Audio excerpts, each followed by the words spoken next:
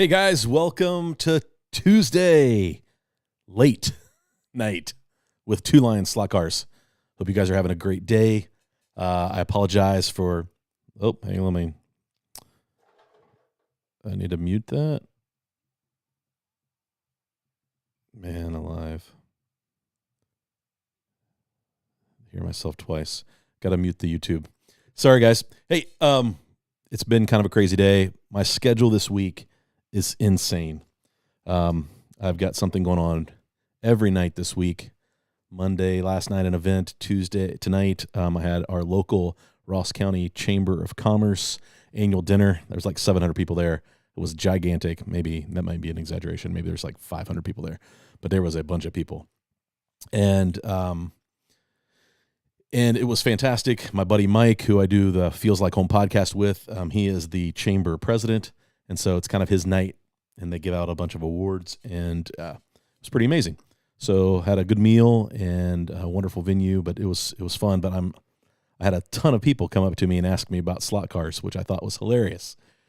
So all of my casual conversations in the room were people were like, "Hey, so tell me about this YouTube channel. Hey, tell me about the slot car track. How do I get on your slot car track?"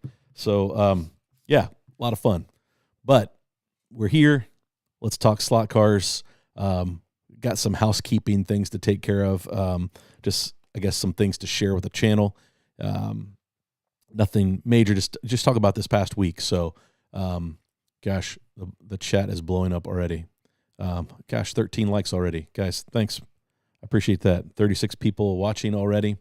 Grandson of Man, Tim from TNT. Who else? John Bacon is here. Steve Sweeney, Three Bean Raceway, Chris Freder, Chris, yep, the BRM, man. That's so this is Daryl's. He threw this in my box on Saturday. I don't know. There we go. Focus. That is an older BRM, so it's a plastic chassis. But man, rubber tires. But man, it gets around the track really well. So we can talk about that. Got a few extra new cars to talk about, to tune from Daryl from Saturday. But that's what I want to talk about. Jump in. Hey, Gary Dunmore, welcome. Hey, Danny. Daryl is in the house, it looks like. Hey, Gary. Steve, good evening. Grandson of Man. Steve Sweeney. Steve Sweeney was last week's coffee winner. All right. My camera needs to focus. It followed the car. Looks like I'm going to fight that all evening. That's all right. So Steve Sweeney was last week's winner. So coffee, I believe, went out to you today, Steve. But we'll have another winner tonight. I got a package in the mail. So I'm excited to open that up and share that with you guys. It's not a new car, but it is from a live stream a couple weeks ago when Kevin was in from Racetrack Scenics. I placed an order, and that order showed up today. So we'll break that open and take a look. And then I still think I have some more stuff coming from him. He's doing some Two Lines billboards to give away for the channel. So I thought maybe they would be in this package, but I'm not sure that the package is big enough. So, but we'll break it open and see. What's up, SW Marb 52? If you guys haven't figured out, is if I figure out what your real name is, I usually stop calling you by your handle. It's just something I do. So if you don't want me to do that, let me know. But yeah. So let's see, Garth. Everyone's favorite Garth from Michigan is in the house. Hey, Oscar, good to have you tonight. Thanks for joining. Hey, Jamie. Jamie, on Saturday, we went to Butch's track. I don't know if you've ever raced there or not. Wow. So that's the first thing I want to talk about. Hey, there's Bruce from Lewis Center. Hey, Bruce, welcome. Good to have you on the chat. Daily Own is in the house tonight. Chris, that car is about the same age as yours. Yeah, it's pretty cool. It's fast, and I was running at 14 volts, and I find out when I kind of look up the motor and it says it's a 12-volt motor, 14 volts. So so I was running it at the right level. George is here. Shotgun Dave is here. Richard Kruger is in the house. Guys, thank you so much for joining. I'm sorry it's a little late tonight. Ace Cyberg, glad you're here. Hey, Dusty.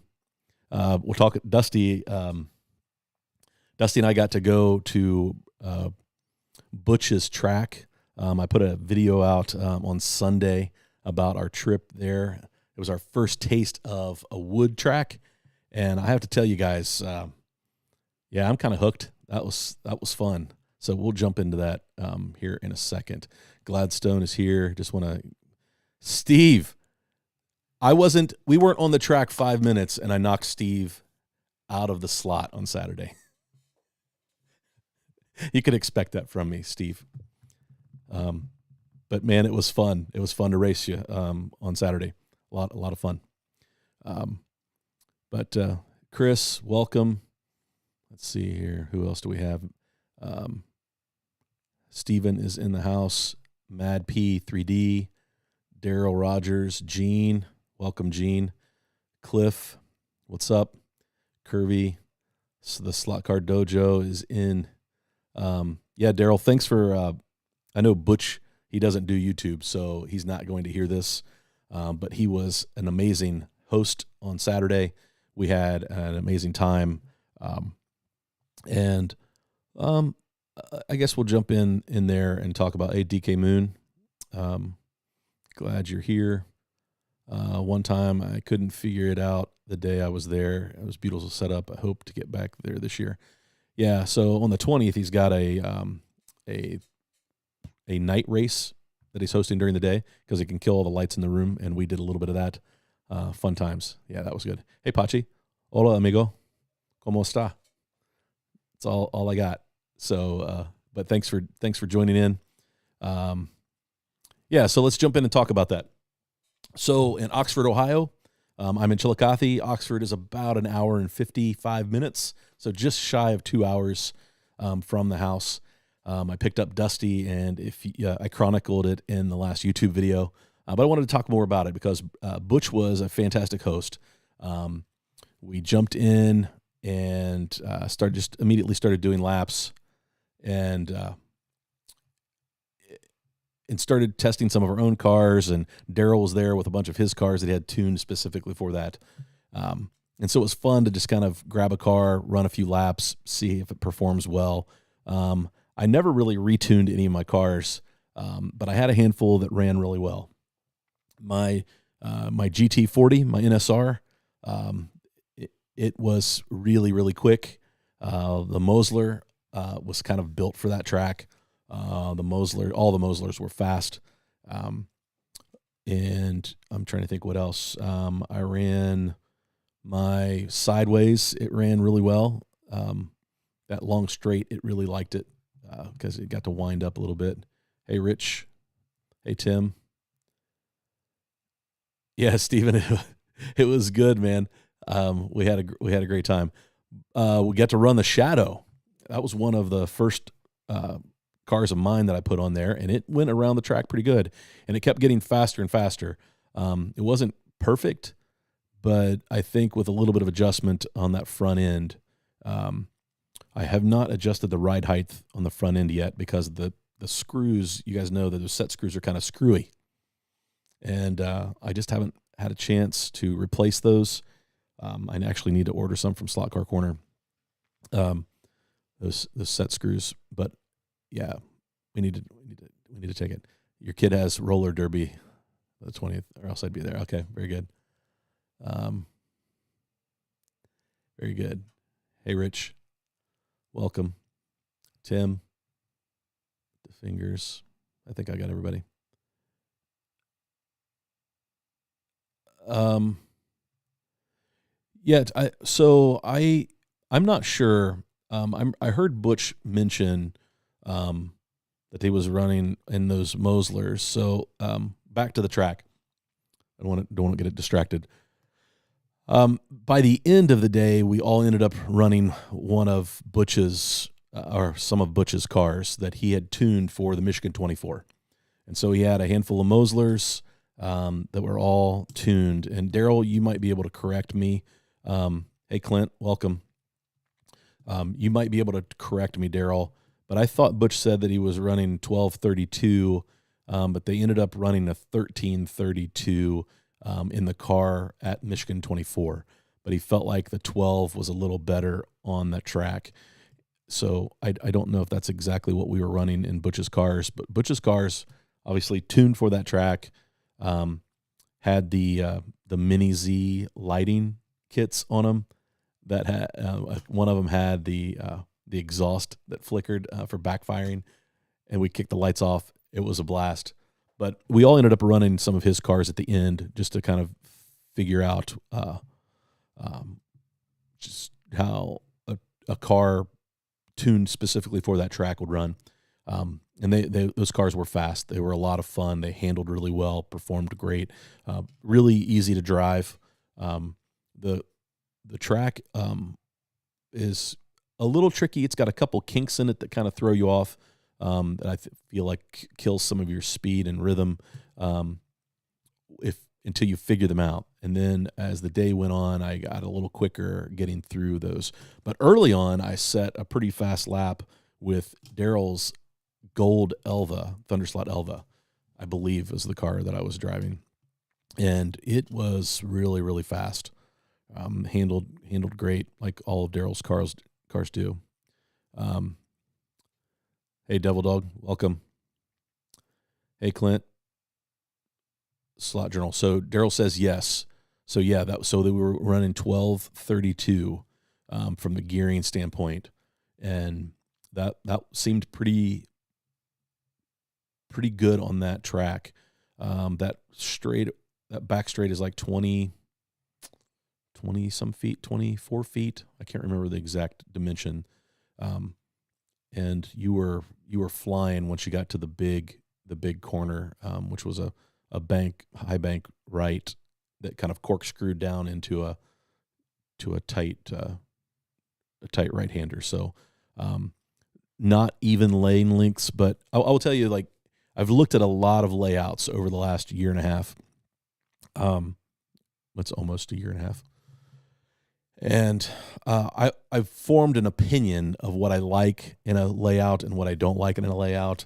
And some of that's come to fruition building a layout here out of plastic, what I like and what I don't like, what we kind of gravitate towards. We like a fast-flowing track. That's what I try to build. And wood tracks are that. They are the epitome of a great flowing track. Most of the turns are nice and wide, and it's a very smooth surface. That painted latex surface is really, really smooth. Cars just hook up pretty well. Traction wasn't a real problem unless you just really had a hot motor. But I will say that in the past, I was not super excited when I saw a hill climb layout. And that's what Butch's layout is. You come out of the last turn before you get to the big straight, and it's uphill to the top level. And then the bottom level it's not completely under the top level. It kind of sits in front. But two things that I really noticed after racing on that track, and those who were there, Steve and Daryl and Dusty, if Bernie jumps on, Bernie was there for the day.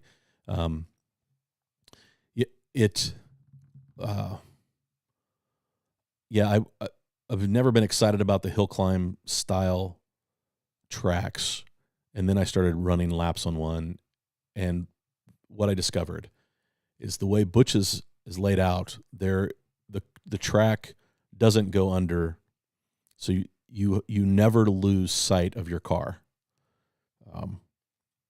And then it's really easy to marshal. Like I sat in the middle on a little roller stool, and I could work from one end to the other and marshal pretty much the whole track except for the big turn. So Daryl stood up at the big turn, and I was kind of in the infield. And visually, you never lose sight of your car. It doesn't go under a bridge where you lose visual contact with it. And then the hill was not a problem. Like by the end, I really enjoyed the layout. I thought it flowed well. I thought it was a lot of fun, and it was different than anything else we'd been on. So go out and check out my video. I've got some great race footage with the guys when I was marshaling. I took a lot of footage. I only used about a third of the footage that I took in that video. That video could have been like 30 or 40 minutes, but with all the footage. But it was just a fun video to do, kind of the day in the life of a slot car geek. I originally had titled it Slot Car Addict, but like that word, I don't know, it has some connotation now that might be tough for some people to deal with. But I feel like some days that is, hey, Conquest, welcome. Good to see you, Raul. So Gary, you asked did they run any Carrera cars on the track?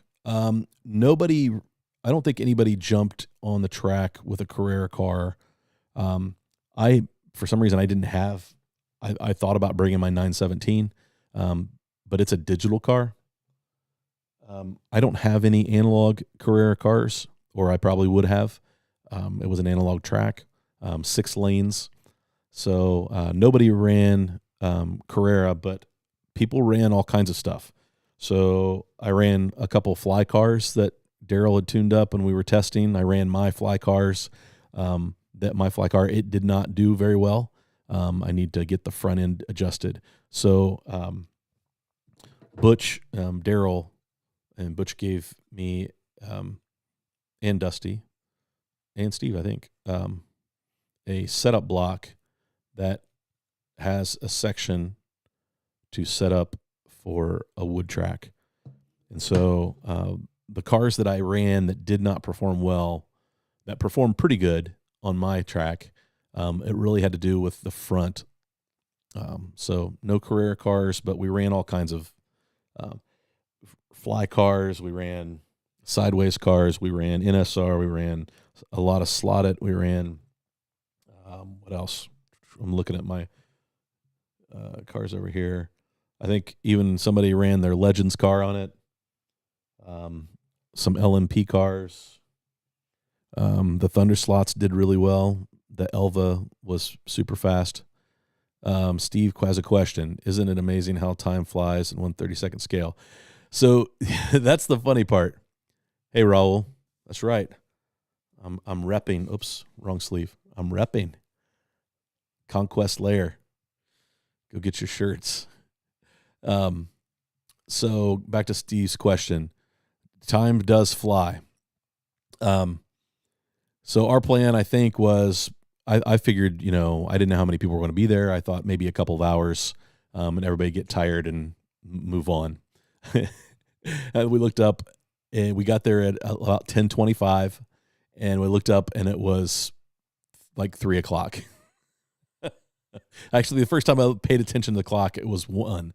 I'm like, well, we went straight through lunch, and all I wanted to do was get more laps in. So I think Steve got the most laps. I think he put well over 1,000 laps in.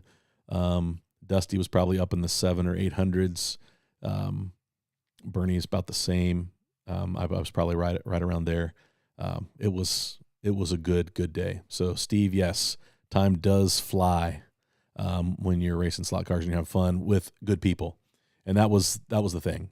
We met some new friends, and Alan and Jim, and definitely Butch. I've had a conversation back and forth with Butch all week so far, since Saturday. I was so impressed with his build, and he sent me a link. And let me see if I can find it here. He sent me a link to Home Racing World, where he chronicled building this track. And so the track's name is Herman P. Finkelmeyer Memorial Race Park. And there's a story and a history that Butch has written about this legend, Herman P. Finkelmeyer, who allegedly invented the guide pin for slot cars. I think our man Butch has a great sense of humor, and so it's a lot of fun. But I'll put a link to that in the chat. So if you guys want to check it out at some point, but it chronicles the entire build of this track. And Butch said making a wood track is sort of crude work. It's like a combination of crude woodworking and fine cabinet making. And when you see the quality of this track in person, incredible work, every detail taken care of. Yes, we ran super tires. I'm missing some, so thanks guys for answering questions. Let's see.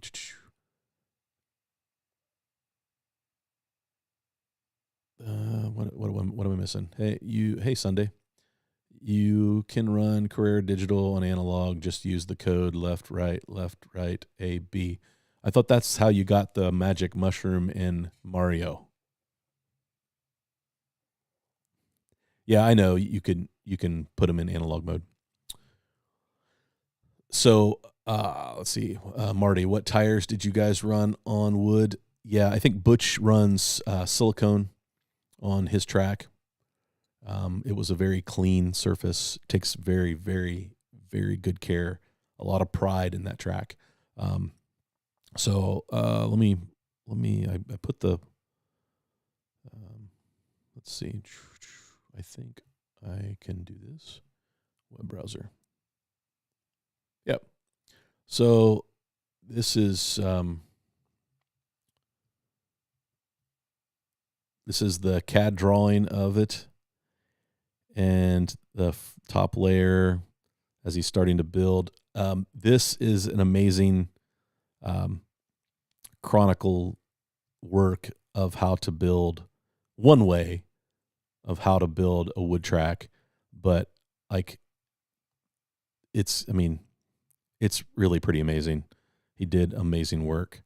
It's on rollers, a table. I think if I go to the last page, I should be able to show you a finished picture of it. Maybe not 21. There's the track surface. Looks fantastic. And then he added 2 big monitors. It's just, yeah, man, it really is a fantastic track. Butch hit a home run. Sorry, I'm skimming away. I'm looking for a picture of the whole track. I know there's one. The wiring, he used Slot Car Corners wiring, which George has talked a lot about. There's that big sweeper down, kind of corkscrew into that turn. And then this is from the other direction.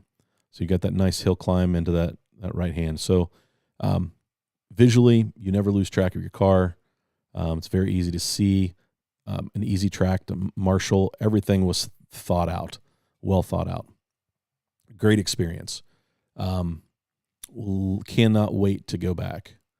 Yeah, Steven, you ran the 911 and the Spider. We used silicone tires, and they were great.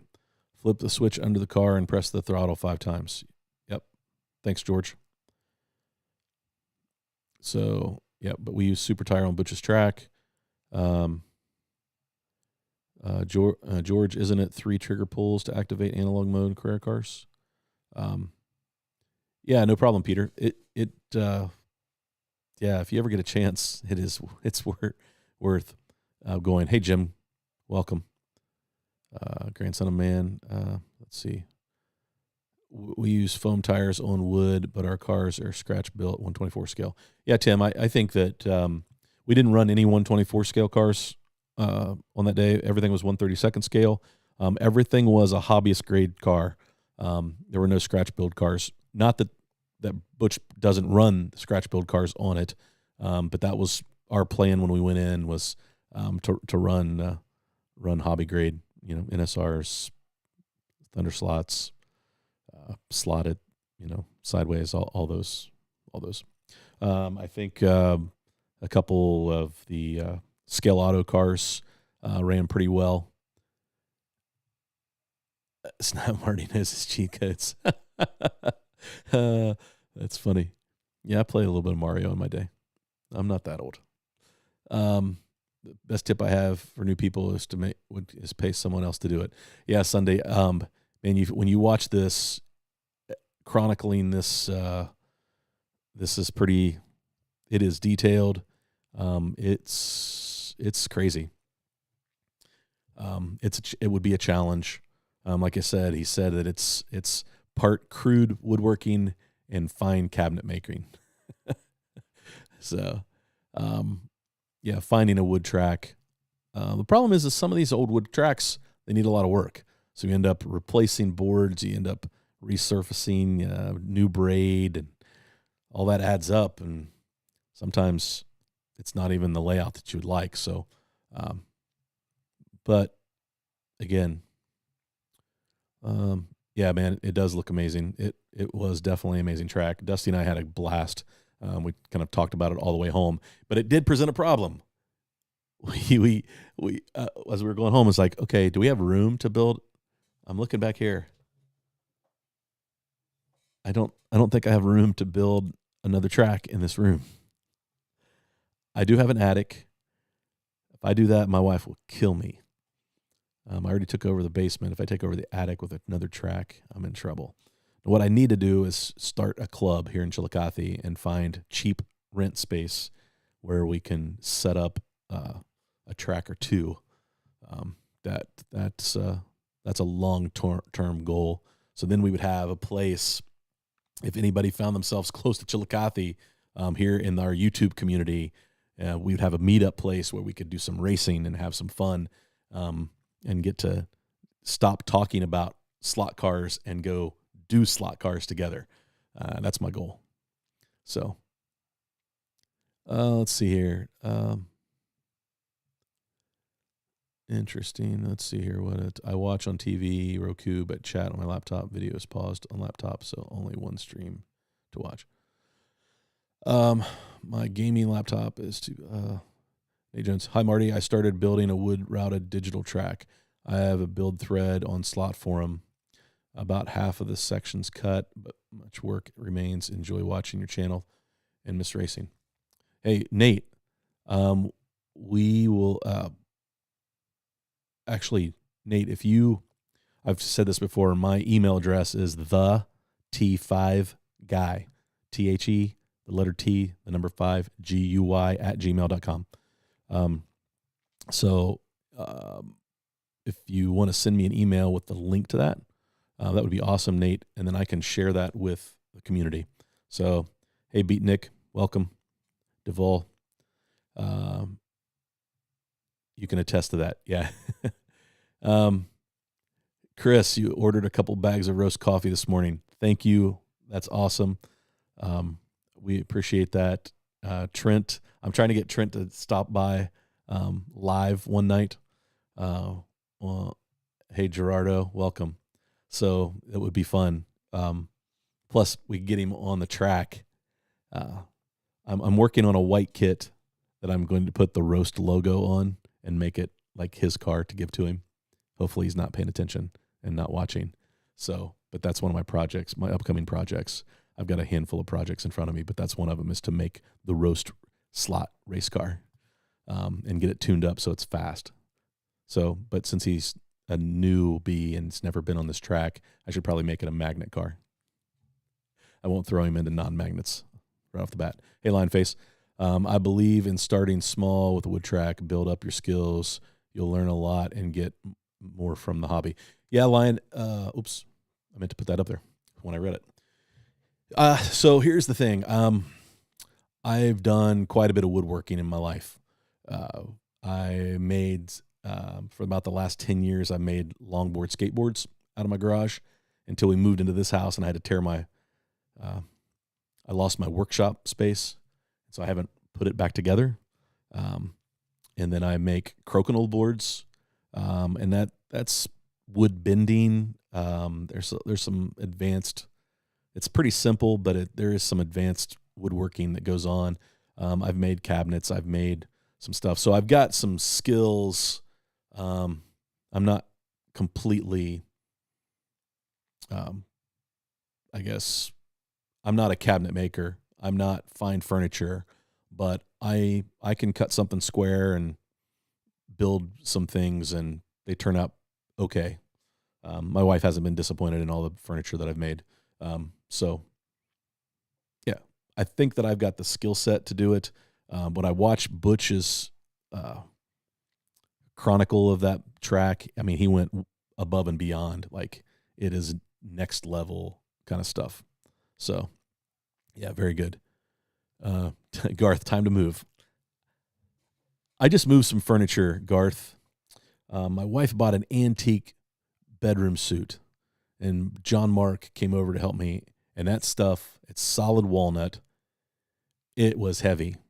It's never leaving the house. So my next move is when the funeral home director, which I live right behind a funeral home, comes over and gets me. My kids are going to have to move the furniture out of this place. No moving. No, not right now. Ask me in 20 years and I may change my mind. Let's see. A slot car he shed. Chris, I live in downtown, so I don't have a huge yard. I do have a garage. The problem with the garage, it's 24 by 22. So it inside, I have a larger layout here in the basement than I can build in the garage. But the wood track might find its way to the garage. I'm looking at like a 6 to 8 foot by 20. Drawing out some designs, some layout designs. So who knows? George, dude, one wife is enough for me.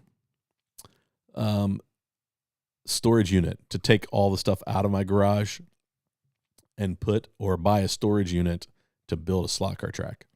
That's an idea. But storage units have gotten so expensive here. I need a house with a basement or a hybrid one-story with a playroom upstairs.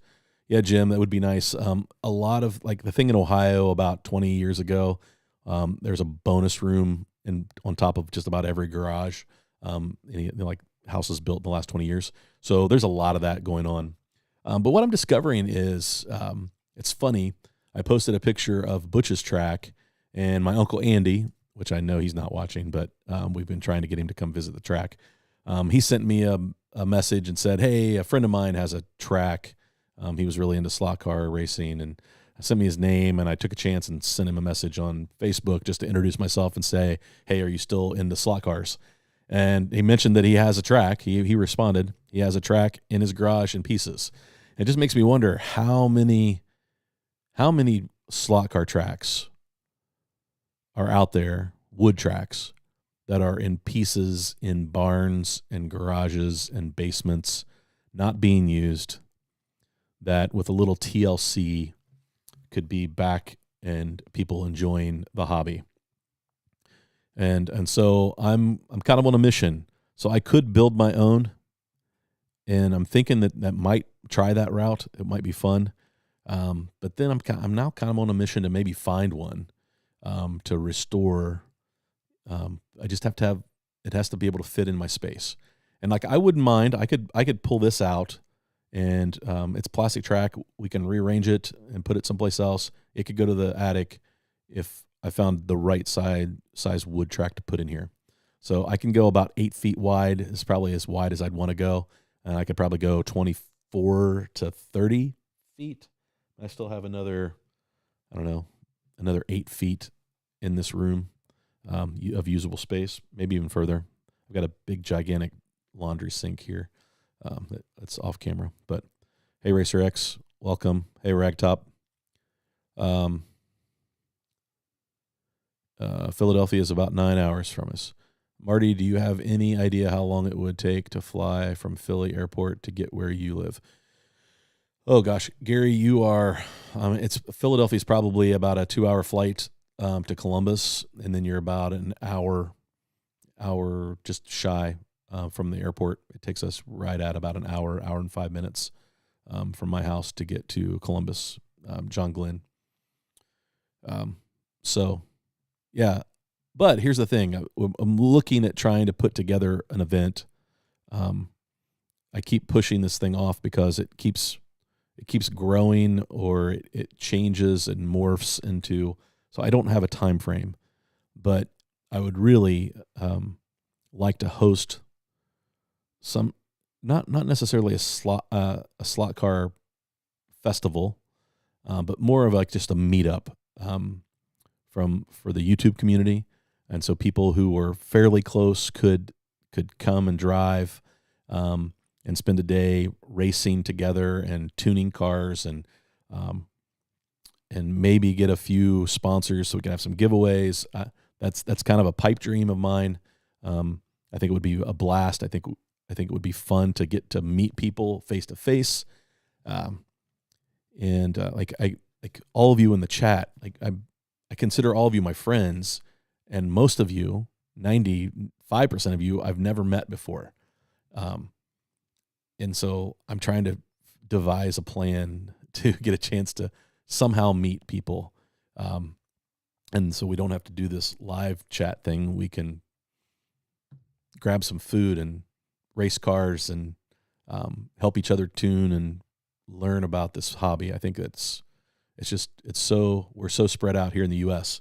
And we've got friends like Dave Slaughter in the UK, and Rise in Australia, and just a bunch of people who it's just, you couldn't make it, and we get it. So then maybe we figure out how to get to the UK Slot Festival next year, and that be a point of interest, and when we can meet up with people that's in the UK.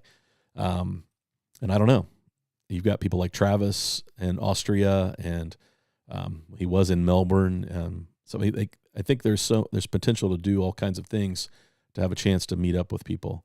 And so I think that's what would be fun. Beatnik, so I have a problem because I don't use my track every day. Hence my track is horrible to get back running again. To solve the problem for now, I try to run ghost cars every day to keep it running. So is it the weather? Is it not in a heated space or a air conditioned space? Are you having problems with your rails rusting? What kind of track is it, Beatnik? There are probably some maintenance things that people might have to help out. Nice thing about Carrera track is it's stainless steel. It still will pit, but it's pretty easy to. Let's see. Yeah, Jeff, exactly. I'm handy, but I am definitely not a master of anything. Between 200-mile-a-week bike habit, then there's the 2 motorcycles. Building a wood track is way off in the distance. Yeah, I get it. Hey, Neil, welcome to the chat. Let's see, what else am I missing? Marty, glue a bunch of skateboards together, route a couple slots, good to go. Yeah, it's that easy. But I have done a lot of routing. So I think that's the easy part.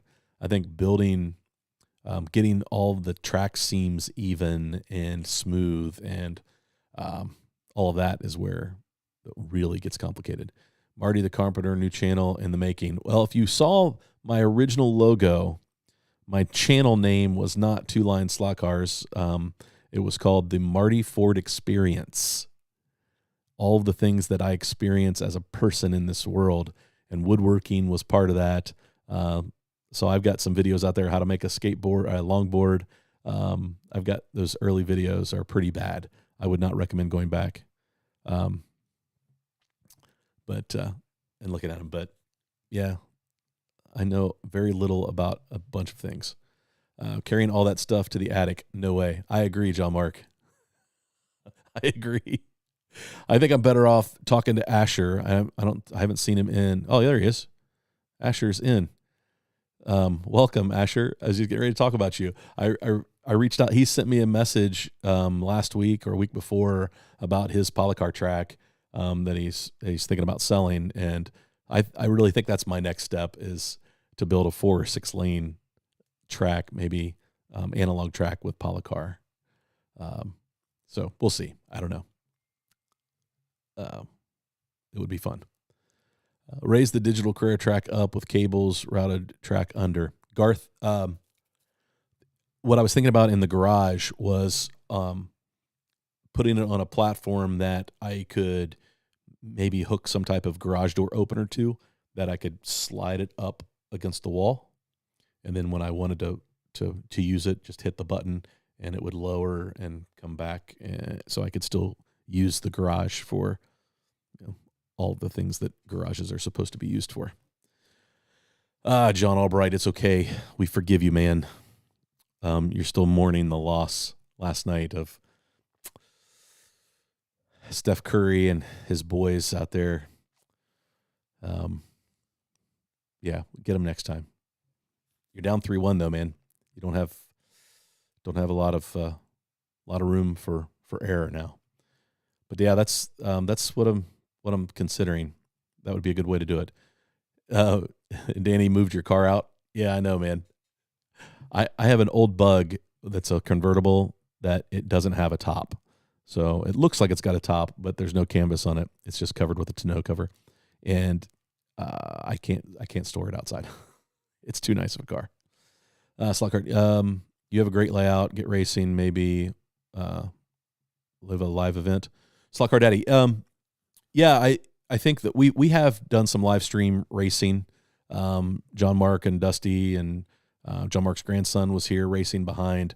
I really need to figure out the camera setup because it's such a long track and this room is so narrow and the ceiling height it's kind of low. So it's hard to get a shot of the whole track. So that's what I'm trying to figure out. Once I can figure the camera stuff out for covering the track, I think that the next race that I host, I will do a live stream, and we'll just stream the whole event, so guys can check in and out as the classes progress, and we'll go from there. So it's in the works, man. I appreciate that feedback. Slot car barn finds, Lionface, you got something there. If I found a barn find and ended up getting it, would totally cover it like I did Saturday's video. We would chronicle the whole thing and have fun with that. So, yep, I think that's a great idea. Sounds like a TV show, Slot Wars. Yeah, I wonder how many storage units have slot car. Like, have they? I watched Storage Wars a little bit. I don't watch tons of TV. Mostly, I watch sports when I do watch TV. Except for I watched The Mandalorian. That was great. I'm a Star Wars guy. And I also, The Night Agent on Netflix. Dude, great stuff. Great stuff. Anyway, I watched a little bit of Storage Wars, but I always thought that maybe they would find, out there in California, they would find storage units with slot car, like old wood tracks, a bunch of the American Modeler tracks. I think that was the name of them, like the Blue King, and all of that. So that would be fun. So yeah, new TV show. Oh, it's my secondary YouTube channel. Like, building one YouTube channel wasn't enough. Like, it doesn't take up all my time. My tech slot box is on its way to me. Ragtop, that is awesome. So shout out to Joe. I don't know if Joseph is in the chat tonight, but he is a good dude right here from Ohio. We need to get him and his guys from Canton down to race. But he does a great job. The tech slot box is a great alternative. And we've talked about the Omni slot box, and we know how great of a product that is when we had Jim on. But the tech slot box, once I figured it out, man, it's been fantastic. No complaints. Raul, don't you worry, bro. When that event happens, you will be there. Slot Fest Sunday. I like the name of that. That may be the name that's written on the top of the piece of paper of my brainstorming session that I had with myself. So, yeah, I like the sound of it. Slot Fest. So, yeah, Chris. The nice thing about you, Chris, is you're not that far away. It's an easy drive. Maybe you can come down when we do the race at Rost. And that hopefully will happen this summer. But summer's going to be here before I know it, and then it's going to be fall, and we'll miss the opportunity. So I got to get on that. Location. I know, Slot Journal, Mark. It's so that's the biggest issue. The United States is so big, and so where do you host it? The one thing about Ohio is they've done all kinds of market studies, and you are 80% of the U.S.'s population. It may be less than that now, but 15 years ago, 20 years ago, they said that 70 to 80% of the U.S.'s population is within an 8-hour, one-day drive of Ohio, where we're at here. So when you go to Columbus, Ohio, there are warehouses everywhere, and there are tons of distribution that comes out of Columbus and Ohio because, 8 hours, you're in St. Louis. 8 hours, you're almost to Philadelphia. 8 hours, you are close to New York City. It's so. It really is central. We call it the heart of. Ohio is the heart of it all, because it's shaped like a heart. But when you look at the map, it's kind of where the heart would be, and so I think that it is a great place to host something like this, to have a chance to get as many people as possible. The problem is we don't have the facilities. I don't have a big wood track to host something like that. It's 8 lanes. There's a lot of small tracks, but Tom Thumbs in Columbus closed. That track disappeared. It's in a storage unit someplace. Have no idea if it'll ever get put back together. And so without having that, we don't have an Electric Dreams here. We don't have a Cloverleaf track like they do in Michigan. So maybe Michigan might be a good place. We don't have that. So I feel like until I can build something like that, it would be hard to host something here. So that's the only problem. John, all right, back in the day, the USRA Nationals were often set up in hotel ballrooms. Yeah, I think that there's a lot of options, but I don't have a track big enough to host a large event. And I've got a 2-lane track. It's a fun layout. People would have blast, but it's only 2 lanes. I think that if you're going to host an event like that, you've got to have a minimum of 6, at least an 8-lane. We see these Scale Auto tracks. It would be awesome if you could work out something with Scale Auto or Polycar to borrow a track for an event like that, for them to be a sponsor of an event and supply the track. And then we, as our YouTube community, we would supply the volunteers that manage the whole thing, right? Make it easy for them. And I know Dave Kennedy has talked about it. He's he just says it just doesn't work. There's not enough interest. And he's probably right, but I don't know. I'm in a chat right now with, I don't know how many people are on right now. I can't see a number. There's 82 people, 50 likes. Thank you so much. 82 people are in this conversation. Now, that's not a big number, but I know that we're not reaching everybody. I know I'm not reaching everybody. I only have, 1,500 subscribers or whatever the number is. So, Dave has 8,000 subscribers. So I know that there's at least 8,000 people who are interested in slot cars that are subscribed to his channel. They don't subscribe to my channel, but they subscribe to his channel. Travis has 7,000 subscribers. Massimo has 4,000 subscribers. Just hit 4,000. Congratulations, MP, if you're on. So that's what we fight. But John, you are right. We could easily rent a place in the convention center in Columbus. There's hotels. There's tons of things to do in Columbus. Columbus is not a cow town anymore, like what people used to call it. It's a pretty exciting place, and there's a ton of things to do. Cincinnati, easy to get in and out of. It's a major hub for a handful of airlines.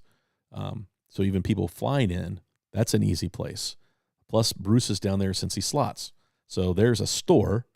It's like, Bruce, hey, bring a selection of stuff and then have a booth to help supply people, right? So yeah, a floating layout. Slot Car Daddy, I like it. I have definitely thought about the layout that moves up and down, so you can have one layout kind of cover over top of another and race two different ones. I would need to lower this table to give me some ceiling height, but it wouldn't be hard to do. Slot car track on a cruise ship. There you go. We could do this, the 2 lines cruise. I like the sound of that.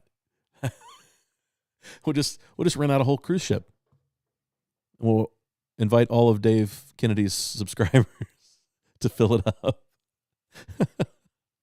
Has to be Carrera so it can resist the salt water. Yep, you're right, Sunday. Looks like Carrera is now the sponsor of the 2 lines slot car cruise. I don't think I can headline that whole thing. I think we're going to need George. It's going to be Conquest /MP /Area 51 /Curvy Roads /Grandson of Man /Sunday Slots I think all of those. John Mark, are you making fun of my groove belt video? That's my most watched video. It has more views than any of the other videos on my channel. Danny, Night Agent, thank you for jumping on the bandwagon with me. Grandson of Man, I'm sure depending on where you live, you could probably find some rusty track.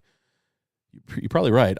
I have a feeling that there are lots of abandoned wooden tracks out there that just haven't found their way to Facebook Marketplace yet.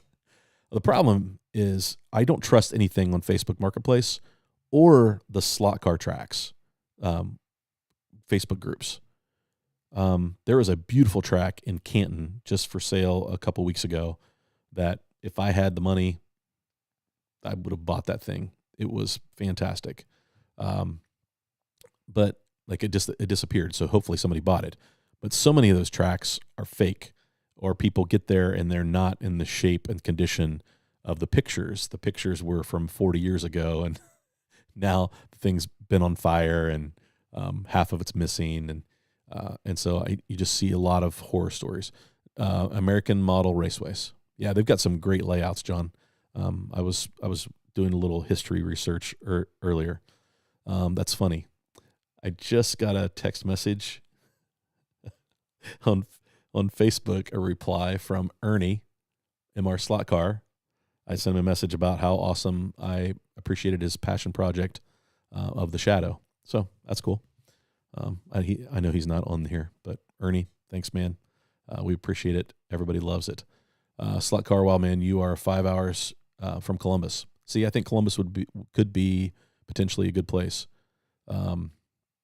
Let's see. Marty, all the people on this channel, there must be someone that knows where a barn find track is hidden. Bruce, you're probably right. Who knows? Maybe I'll get a text message or an email or something this week with somebody saying, hey, I know where one's at, and somebody just wants to get rid of it. Vegas, everyone wants to go to Vegas, but people who live there. Yeah, Jim, in its cheap conference space, but I don't know if that's the right place. But it's easy to get to and fairly cheap to travel to, for the most part. See, how about is it about having a big track or multiple smaller tracks? That's a great point. You could easily do multiple small tracks. You have to have the space for it. That's fine. Yeah, I mean, I just think that, the more lanes, the more people you accommodate. If you say we hosted something and 500 people showed up, all prepared to race. Wow, that becomes a little overwhelming. Then you'll probably find me over in the corner, curled up in the fetal position. We have a 4-lane track, Carrera, digital, analog would be possible. Yeah. I think, if you run some digital tracks, that's, 6 people on a track at a time. It's a little chaotic, but it's fun. It's a lot of fun. That's what this whole thing would be about, is meeting up and having fun and enjoying each other's company and get a chance to meet people that you don't get to see every day, but you've met online. Yeah, Johnny Pro, digital 2-lane is fun. I love it. That's what I got here. I agree. Akron is only 2 hours away.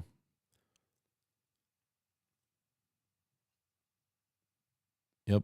So tournament heat races. Yeah, I know there's ways to organize a large event like that. It would be fun. We'd figured it out. I'm in Muskegon, Michigan, west side of the state, but unaware of any clubs or group tracks. Luckily, I have 2 friends with home tracks to race. So, Tim, yeah, so my grandparents lived in Muskegon they lived in Milan, for about a year and a half, 2 years maybe. So I'm not aware you're on the west side, so you're probably not close to Cloverleaf.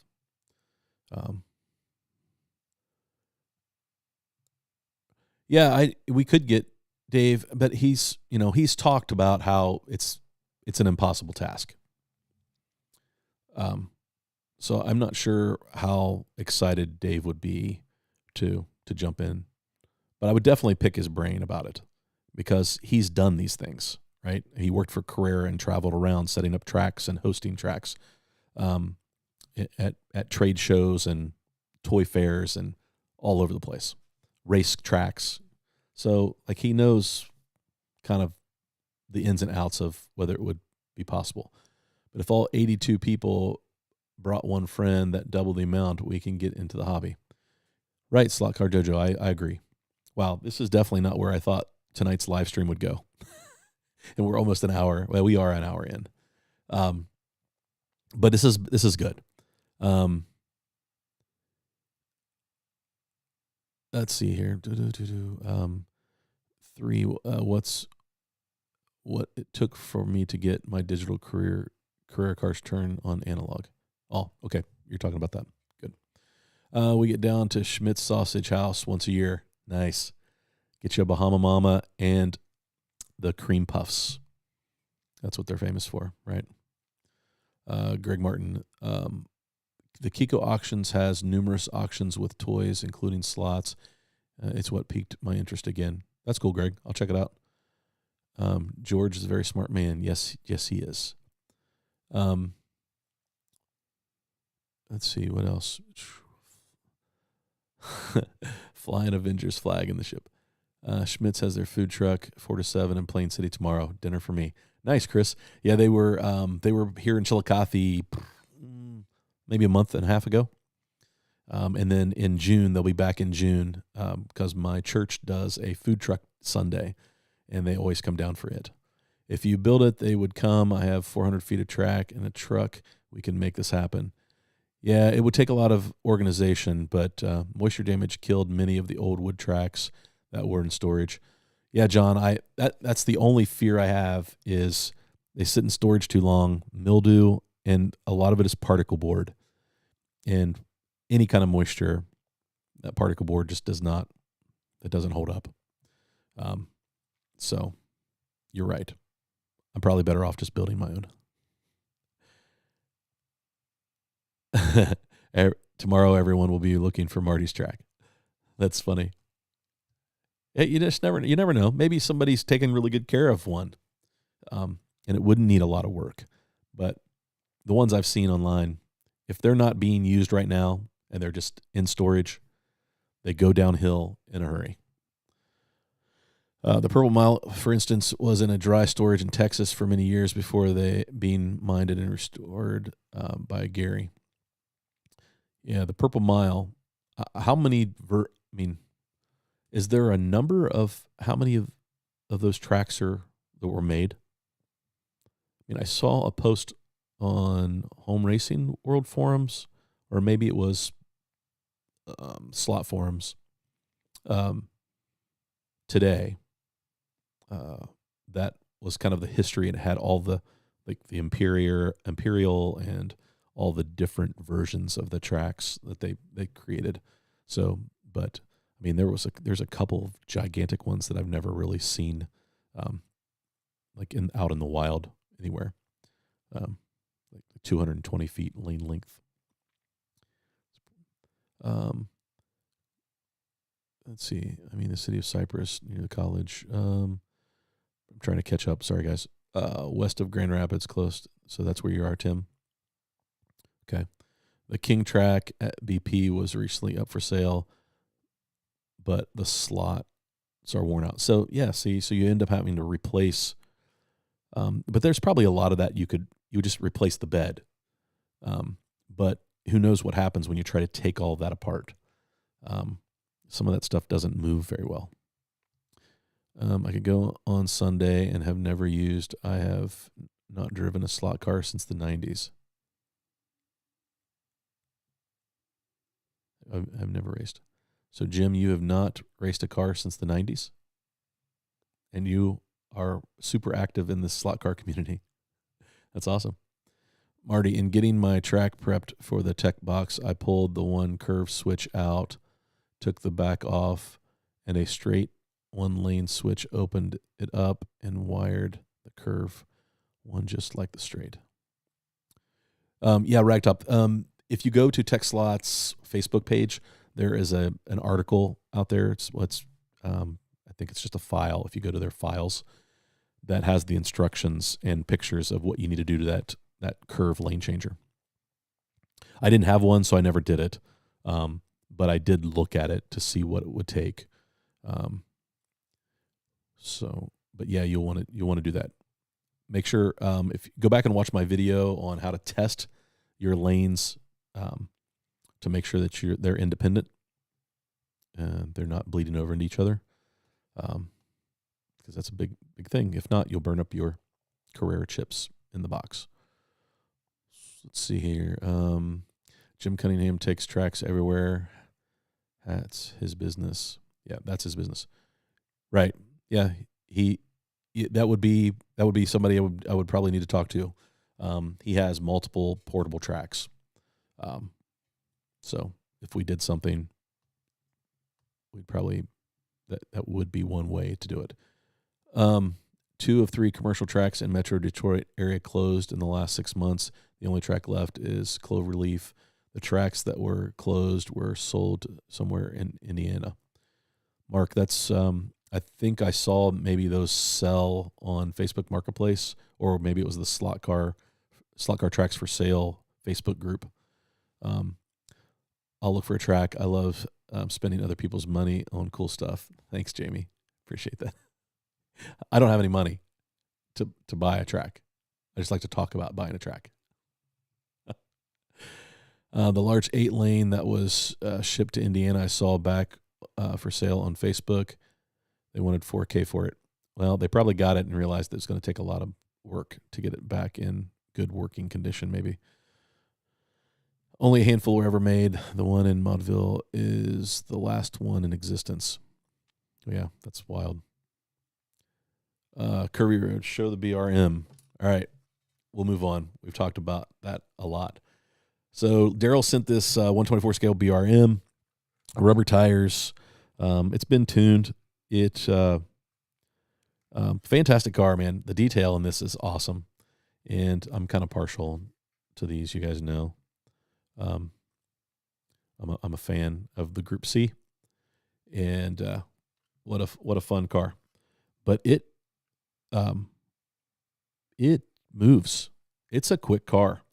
I believe it's much faster than Carrera 124 cars. Much faster. So Gary, we should probably have a whole episode on this. So the difference between the Omnibox and the Tech Slot Box. The tech slot box, it replaces your CU. It uses a Carrera CU. It uses your digital controllers. And basically what it does is instead of chipping the car, you are chipping the lane.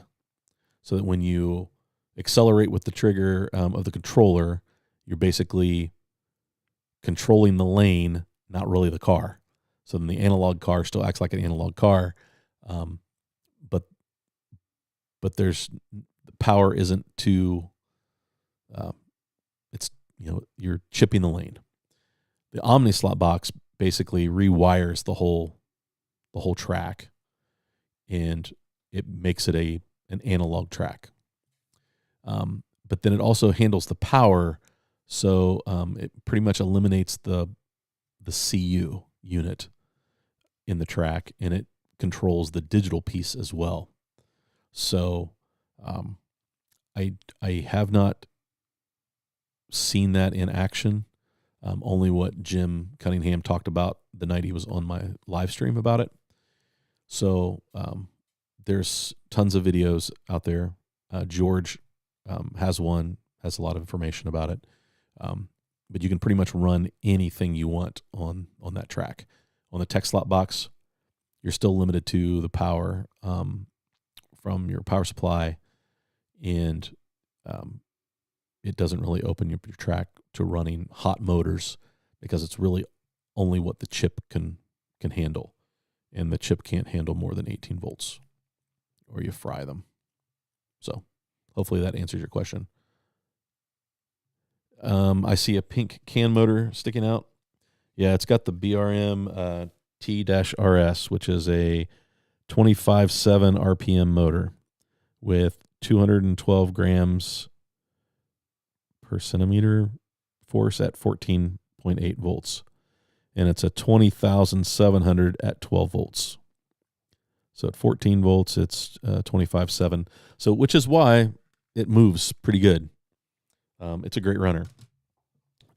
Talk about a couple other cars. We're a little over an hour in. Daryl sent this one home with me. You guys know that I've been fascinated with fly cars here lately. When I bought the Flunder, Daryl sent another car. This is the Lancia Beta in the Fruit of the Loom. And it's got some silicones on it, and it looks like Daryl has trued the front tires, and it's running mid-9s on the track. I've only got a few laps on it, but it looks good going around. That's a great livery, the Fruit of the Loom. But that's a good-looking car. And Fly does a great job with their bodies. Great job with their bodies. Yeah, Sunday did a whole video on tech slots versus Omnibox. So go check it out. Just received my Shadow and Ken Miles' #1 car. Nice, Jim. That Shadow is nice. That Ken Miles car is pretty cool. I'm thinking about ordering one before they're all gone. I have a GT40 that I've kind of trashed and run a ton of laps on. It could end up being a shelf queen. Oh wait, I don't have any shelf queens, so I'd run that thing like I stole it. But it'll be a great running car. That slotted GT40 is a fast car. So I've got that, the Lancia, and then Daryl is always sending cars home with me. But this one, he's sending me to give me another car to tune. So I haven't had this out of the box yet. But this is a Porsche 911 GT1 in the Swap Shop bright orange and white livery. So we all know Daryl does not like white cars, which is probably why he pushed it off to me. But this will be a fresh. It has not been tuned, and we're going to tune it from the ground up and see if I was lucky with the Flunder, the 908 Porsche, or if I can actually tune fly cars. So that's what we're going to test. The fingers, how much space do you have for a wood track? I'm probably like 8 foot by 24 feet, 8 foot, 30 feet. I could go 10 feet wide, but man, it makes it tight if I'm in here. If it goes in the attic, I have lots of space. The attic is gigantic, But I have some beams I have to deal with, but I could probably easily work around those. The only issue is that would put tons of traffic in the attic, and that causes problems with ceilings in the second floor. I have plaster, and so too much traffic in the attic causes plaster cracks. So my wife would not be very happy. So that's where I'm at, though. And then the garage, I have probably 8 foot by 20, or reasonable. There's a website. Let's see. I was wondering that because Marty said it was a plastic chassis. What am I missing? Curvy Road, the BRM. Yeah, the BRM is a plastic chassis. This is an older BRM, so it's not the new aluminum chassis, plastic chassis. Still a great running car. I want to get my hands on one of the newer BRMs. The new Ferrari looks crazy good. But I'm kind of a fan of Group C stuff. So yeah. What else we got? That's right, grandson of man. My hashtag I live by: no shelf queens. The fingers, you have the fly? This one? Or the Fruit of the Loom? That's cool. How does it run? Gene, I just got my Shadow as well, but it will be a shelf queen until I can run analog on my career track. It'll look good. So I don't have mine. It's in my box, my Shadow, but my brother broke the mirror off of it right in front of us, right in front of me on the wood track on Saturday. Man, I was standing right there, broke the mirror right off. Thanks, Dusty. Yeah, Dusty needs to get his Shadow on the track. Maybe this weekend, if we find some time to race. With the weather changing, guys, it's hard to be in the basement racing slot cars when you got yard work to do, and it's getting harder and harder. Yeah, Gene, the Omni box, it's a good product. Definitely check into it.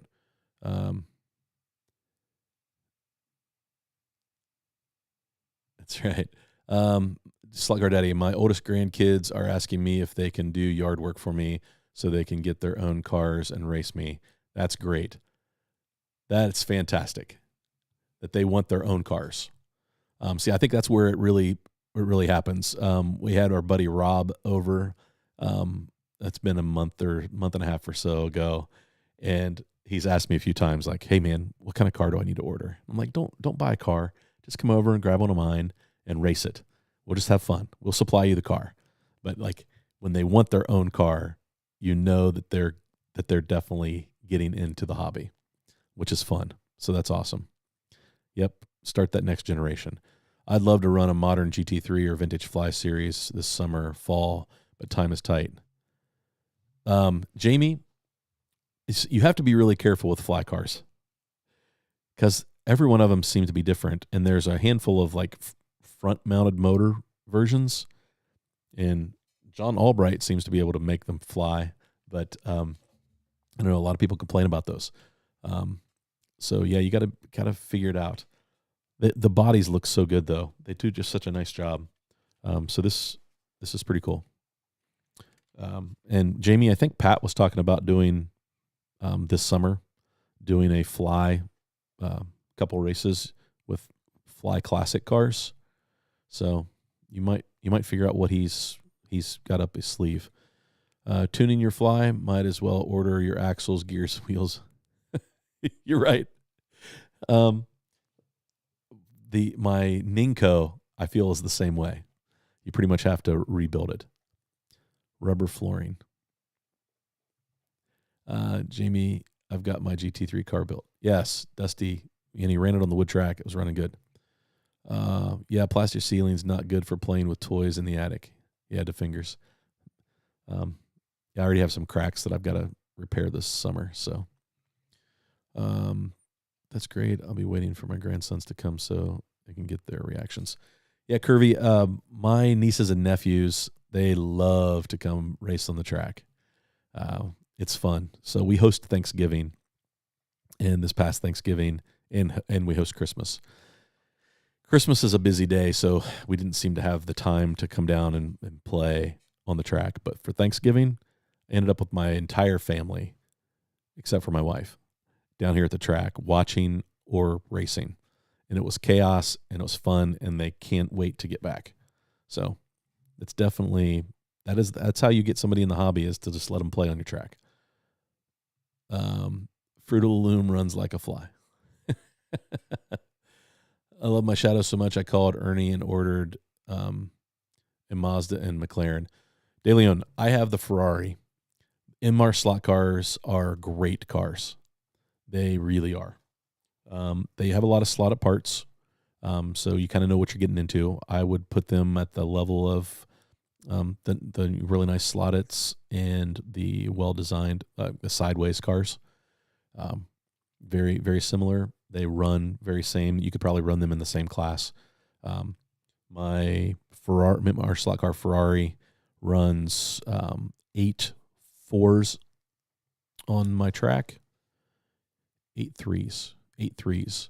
And I put a set of silicone tires on the Shadow, and I ran a few laps on the Shadow late last night, and I got it down to 8 3.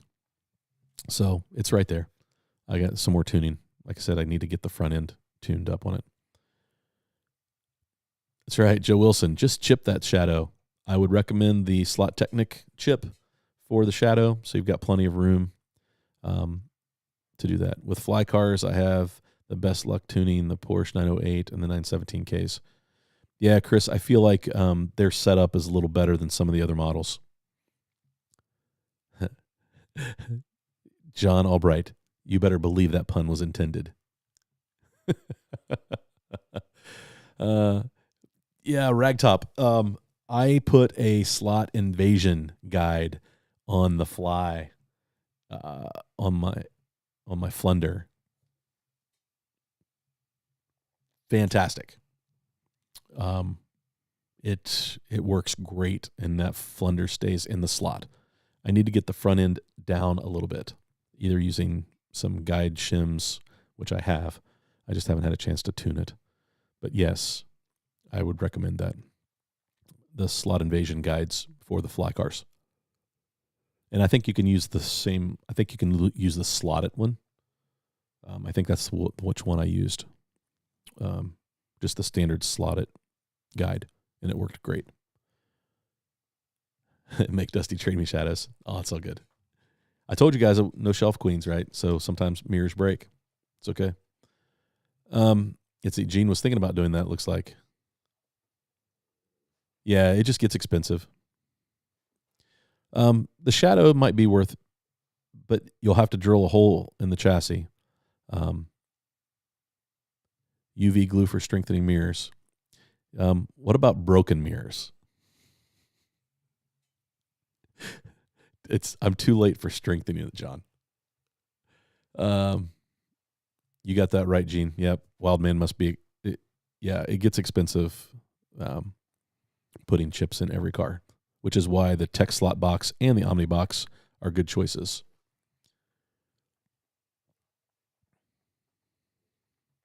Yep, Curvy Road. You've got it. Chipping 8 cars, and you pretty much have purchased your Omni box. Chip 4 cars, and you've paid for a Tech Slot box, if you can find one. It's only money. That's right. Yeah, guys, I don't know. It's been the last weekend was fun. Enjoyed talking about the wood track. Got some cars to tune this week. I'm just going to show this car. This is I've told you about my favorite cars. This is a really, really good car. It's a really good car. And this car is going out to somebody, and I'm excited to ship it to them. It's going in a box tomorrow. I got a couple other things I need to pick up to put in that box.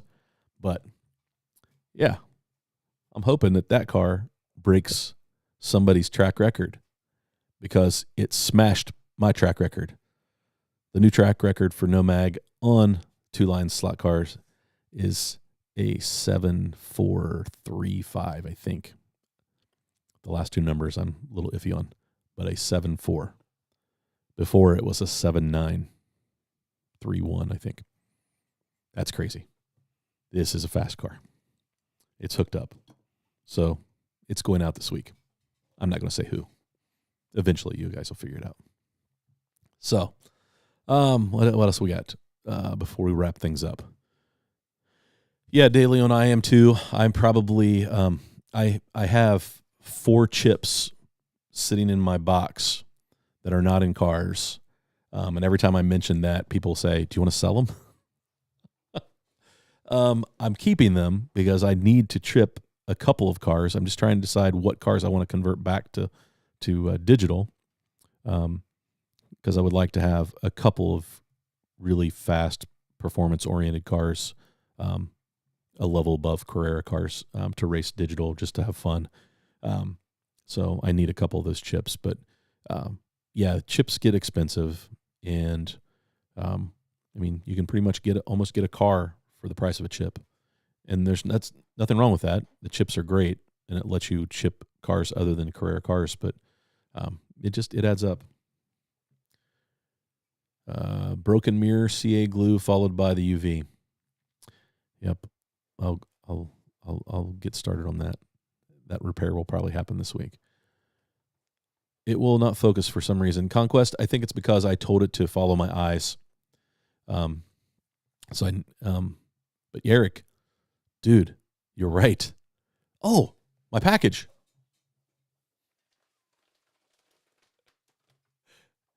Okay, that came out wrong. So I got a package. People. Okay, any Ace Ventura Pet Detective fans out there? HDS coming through. I got a package, people. One of the funniest moments in movie history for me. So I've got a package from Racetrack Scenics. Placed an order with Kevin. Not a sponsor of the channel. Just putting it out there. But Kevin's going to take care of us. See, my full loop on my track is high 18s. Wow. He needs a new camera, Conquest. No, my camera's fine. I just set my camera. So somebody borrowed my camera over the weekend to shoot a wedding, and all my settings were changed, and I really didn't have time tonight because I was late to adjust the settings. So my white balance could be off a little bit. I think it looks okay. But I definitely know that they must have changed the focus, because usually it's fast and it will focus on whatever is closest to the thing. So, but let's see what Kevin sent in my order, which means there's no surprises here because I know what I ordered. So, how many of you guys like Racetrack Scenic stuff? It was great to have Kevin on a couple weeks ago. I ordered some billboards. A golf billboard, a Sinclair. The old Sinclair logo is one of my favorite logos of all time, and I love when I drive to Colorado that once we get through into Kansas, into Colorado, I start seeing Sinclair gas stations, and they use the same logo. They've gone back to that retro looking. Thanks, Tim. Appreciate that.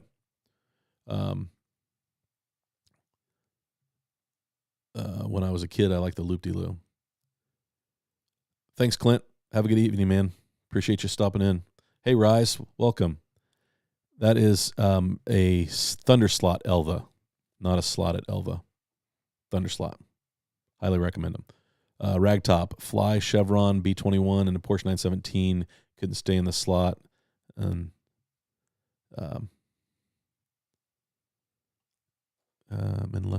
unless it's saw to, I didn't catch it. Ragtop. Sorry.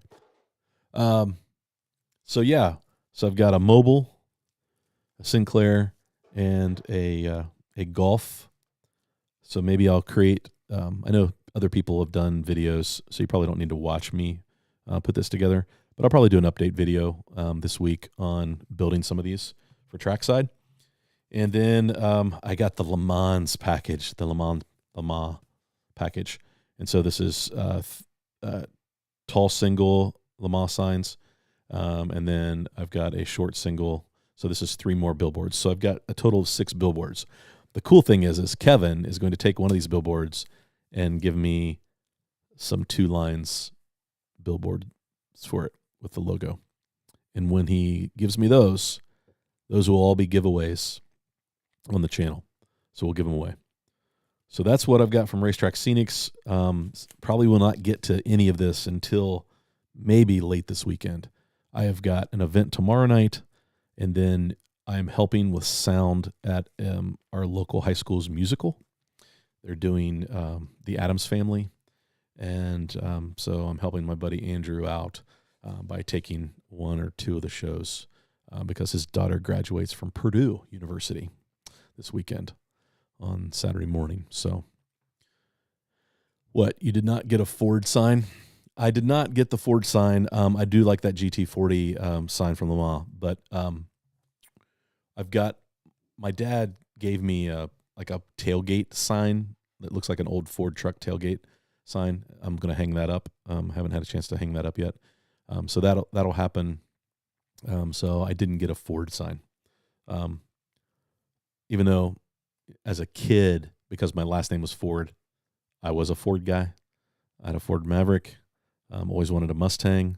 Love the Ford GT. It's one of my favorite cars of all time. And my dad is the world's largest Chevy guy with the Ford last name.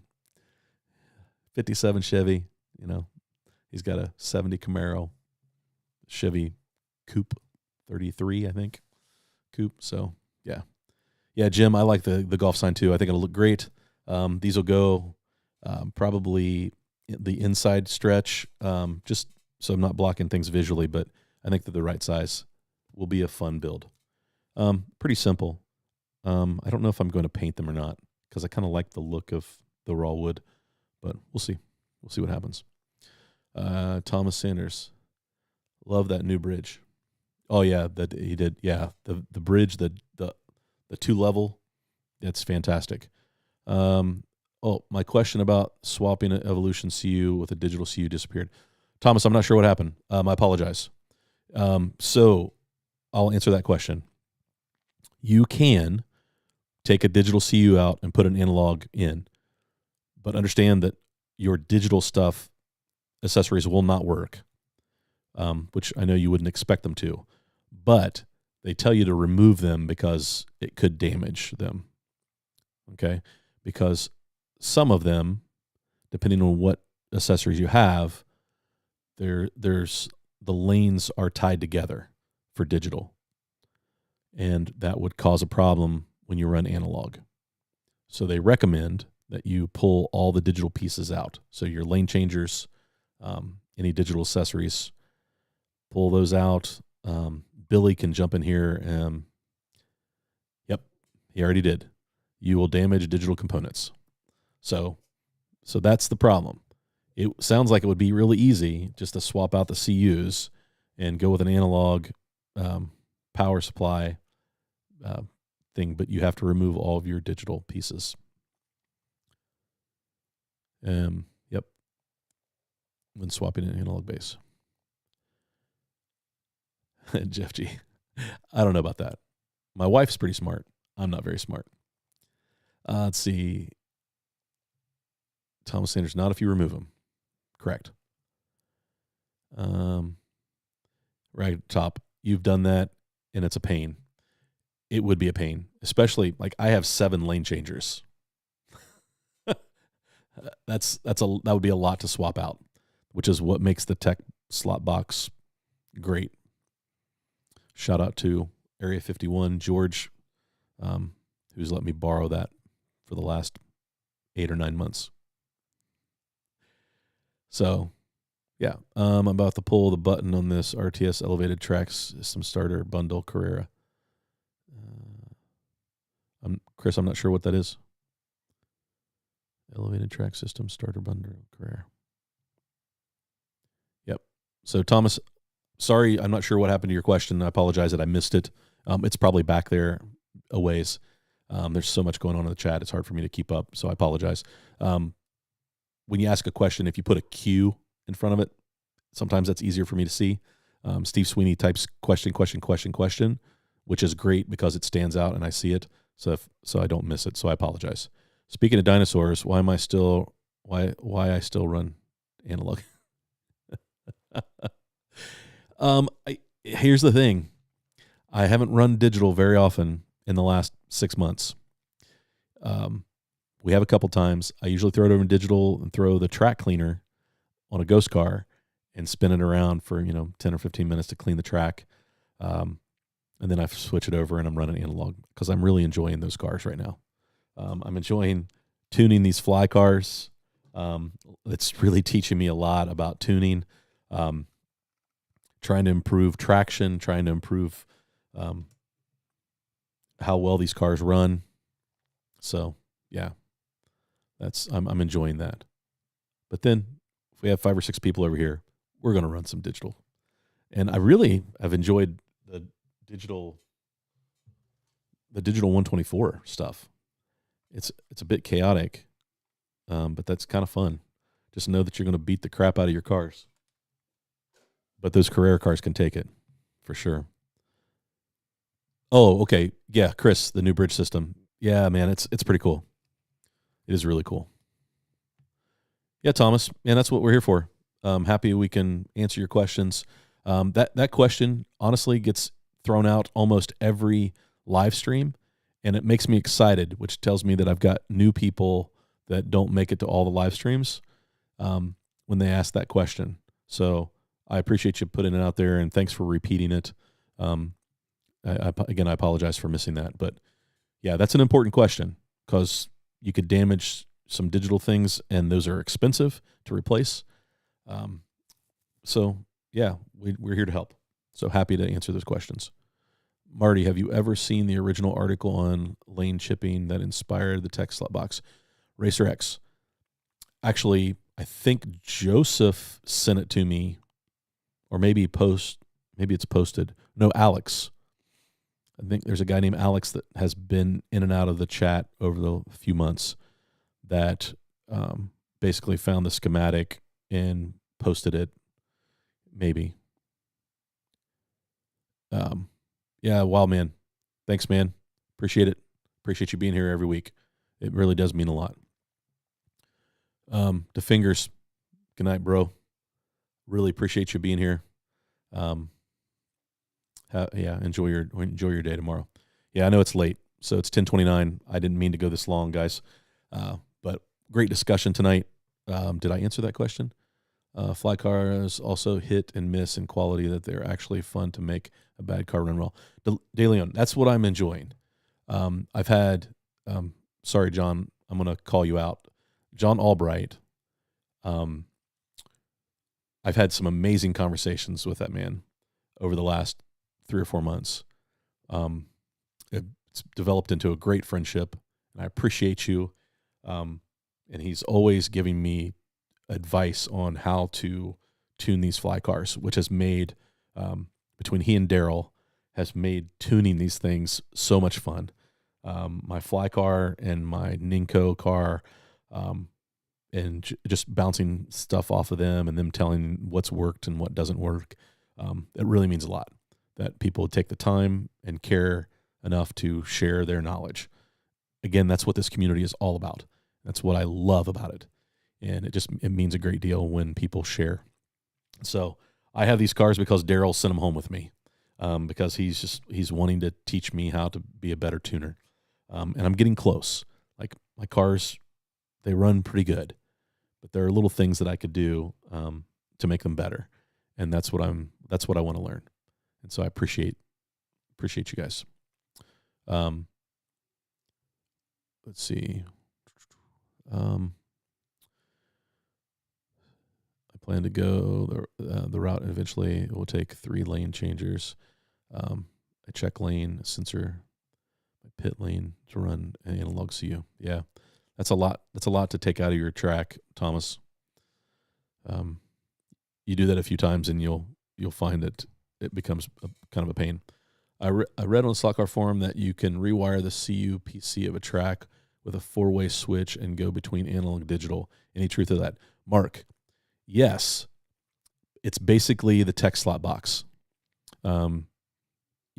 There's some schematics out there to rewire, but what that switch box is doing is really creating chipped lanes, I believe. I'll do a little bit of research and see if I can find what you were referring to. But Curry Road, yep. Good night, man. Yeah, I'm wrapping up. So many fly cars run bad out of the box, a couple tweaks, and they're very nice cars. DK Moon, what I love about them is they have great looking detail, and there are like every livery you can imagine in just about all these models. So if there's a particular livery that you like, you can probably find a fly car with it. And I think that's what's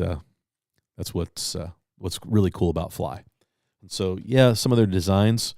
The other thing that I'm getting into, and what I have for this car coming and my Flunder Fly car is my buddy Eli has a 3D printer, and he's printing me 3D chassis for them.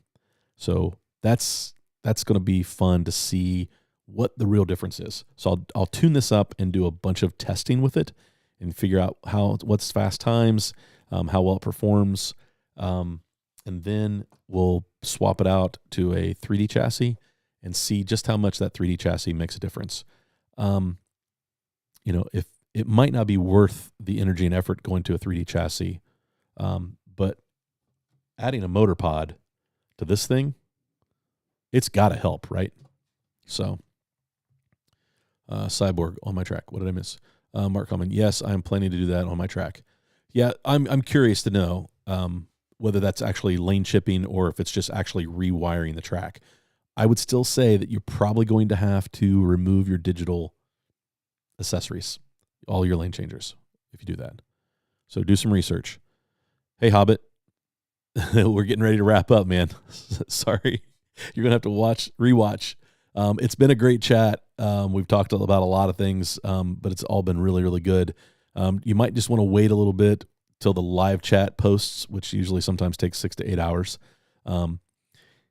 So just remember, like as soon as I hit finish, it'll post the video, but the live chat takes hours before it posts. And so watching it without the context of the live chat sometimes makes it tough. Steve, thanks, man, for checking in. Thomas, thanks. Rise, we had swap meet down here in Melbourne, picked up Ninko and Fly, and they ripped down my track. Awesome. Rise, that's fun. Maybe you bought some used ones that have already been tuned. That's a great thing. I saw that you had a swap meet. I'm glad you got to go.